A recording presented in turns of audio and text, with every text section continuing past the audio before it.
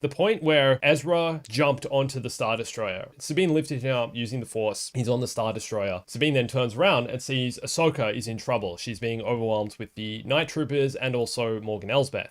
And in this moment, Sabine has to make a choice. This is the choice between her friend, who she traveled all this way to save and see, or choose between her master, who is clearly in trouble, who clearly needs help. I honestly thought that this moment was going to decide Ezra's fate. And this is something maybe I can be a little bit critical of this episode. There were no like massive consequences.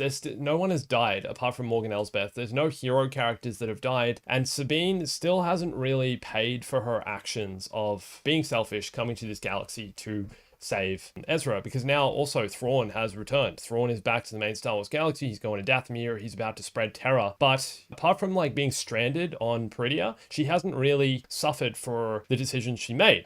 Her choosing to stay with Ahsoka rather than trying to jump onto the Star Destroyer with Ezra was her letting go of Ezra and Ezra's fate being sealed. I thought, oh my gosh, they're going to kill Ezra. Ezra's alone on the ship, which obviously they didn't. And in this moment, like nothing happened with Ezra. He's just like, chilling on the ship. He hides, he gets the stormtrooper armor, and he, rides the ship as a stowaway basically, and then steals a shuttle at the end and flies and meets with the rebels.